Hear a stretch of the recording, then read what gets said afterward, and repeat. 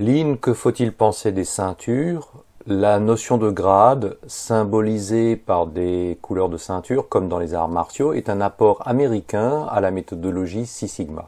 Généralement, les praticiens Six Sigma se classent en 4 grades avec leurs ceintures respectives dans l'ordre croissant d'expertise white ou yellow belt, c'est-à-dire blanche ou jaune, les green belt, les ceintures vertes, les black belt, les ceintures noires, et les master black belt. Le nombre et la couleur des ceintures peuvent varier suivant les sources. Les ceintures Lean est en fait un héritage Six Sigma transposé au Lean. Six Sigma étant une méthodologie faisant appel aux techniques statistiques, ces dernières n'étant pas uniformément maîtrisées par les participants, on peut concevoir de distinguer les individus en fonction de leur niveau d'expertise et de maîtrise des outils mathématiques. Les white ou yellow belt participent au groupe de travail ayant bénéficié d'une initiation à la méthodologie, ce qui leur permet de contribuer aux phases opérationnelles du projet. Le green belt participe à temps partiel au projet et groupe de travail, il mène des expérimentations, le recueil des données, déploie les actions sous les directives du black belt. Le black belt, traditionnellement dédié à 100% au projet Six Sigma, forme et pilote les groupes de travail. Il doit cumuler la double compétence de manager et d'expert en outils statistiques. Le Master Black Belt, outre son expertise de la méthode et des outils, est formateur et garant de la méthode. Cette ressource est généralement rattachée au siège et mutualisée entre les différentes entités ou un consultant externe pour les structures les plus modestes. Cette gradation ayant trouvé une certaine popularité, elle a tendance à être transposée au Lean.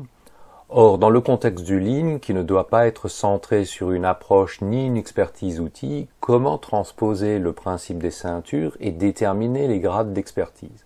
Un animateur de groupe avec une solide connaissance du corpus Lean vaut-il plus ou moins que l'opérateur qui vient juste d'être initié au 5S par exemple, mais qui a pour lui l'expertise de son environnement de travail, la connaissance fine des dysfonctionnements et l'intuition des solutions dans le contexte de son métier? L'introduction d'une hiérarchie du savoir, par ailleurs artificielle et contestable, risque de casser la notion de groupe dans lequel toutes les contributions sont bienvenues et valorisées. L'apparition d'un détenteur de la vérité, entre guillemets, et du savoir risque de faire apparaître les projets et travaux comme des projets de chef, d'entraîner la démobilisation des participants et ou une posture passive, d'entraver le processus d'apprentissage actif et d'assimilation, de ne favoriser que des succès limités en ampleur et dans le temps à l'issue des travaux dirigés.